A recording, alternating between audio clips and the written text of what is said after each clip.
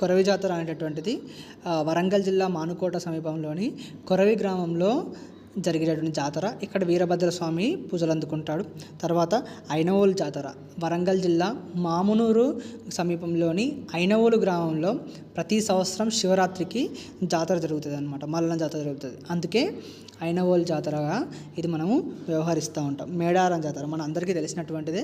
ప్రతి 2 సంవత్సరాలకు ఒకసారి వరంగల్ జిల్లాలో జరిగే జాతర. ఇది గిరిజన జాతులైనటువంటి సమ్మక్క సారక్క దాన్ని కొలుస్తారు. భారతదేశంలోనే ఇది అతిపెద్దమైనటువంటి జాతరగా మనము చెప్పుకోవచ్చు. తర్వాత సీతా కళ్యాణాలు జరగడం కానీ, శక్తి పూజలు పల్లెటూళ్ళలో ఎక్కువగా మనం చూస్తూ ఉంటాం. దుర్గా, కాళీ, ఎల్లమ్మ మొదలైనటువంటి మేకపోతులను బలి ఇవ్వడము ఇక్కడ మనము చూస్తూ ఉంటాం. పుష్కలంగా అంటే ఎక్కువగా స్త్రీలకు మాత్రమే ప్రత్యేకమైనటువంటిది కోలాటం ఆడేటటువంటిది కాముని పున్నమ్మకి ఎక్కువగా ఆడుతూ ఉంటారు. ఈ కోలాటని ఓన్లీ ఆడవాళ్ళే కాదు, మగవాళ్ళు కూడా ఆడుతూ ఉండేటటువంటి వాళ్ళు.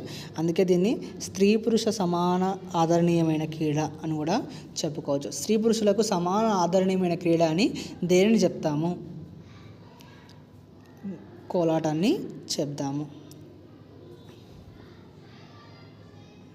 తర్వాత అచ్చన్న గన్ల ఆట,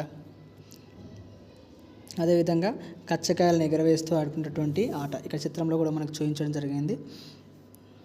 ఓమన గుంటలు అనేటువంటి ఆట కూడా ఎక్కువగా ఆడేటువంటిది. ఒక కట్టె దిమ్మలో 14 గుంటలు ఉంటాయి. దాంట్లో 7 చింతగింజల్ని పోసి ఆడుతూ ఉంటారు. ఓమన గుంటల ఆటగా మనం దీన్ని చెప్పుకుంటూ ఉంటాం. గుజ్జన్న గూళ్ళ ఆట, ఈ గుజ్జన్న గూళ్ళ ఆట అనేటటువంటిది రుక్మిణీదేవి చిన్నప్పుడు ఈ ఆటను ఆడినట్లు భాగవతంలో పోతన గారు తెలిపారు. రుక్మిణీదేవి చిన్నప్పుడు ఈ ఆటను ఆడారని చెప్పి పోతన భాగవతంలో ఏ ఆటను చెప్పుకోవడం జరిగింది? గుజ్జన్న గూళ్ళ ఆట. అది గుర్తుపెట్టుకోండి. గుజ్జన్న గూళ్ళ ఆట ఆడింది ఎవరు? రుక్మిణీదేవి. అది గుర్తుపెట్టుకోండి. మొన్న వచ్చింది అలా డిఎస్సికి వచ్చింది, సంగారెడ్డి డిఎస్సికి ఈ ప్రశ్న రావడం అంటే జరిగింది. కాబట్టి దీన్ని ఎక్కువగా గుర్తుపెట్టుకోండి. తర్వాత గీరిన గింజల ఆట,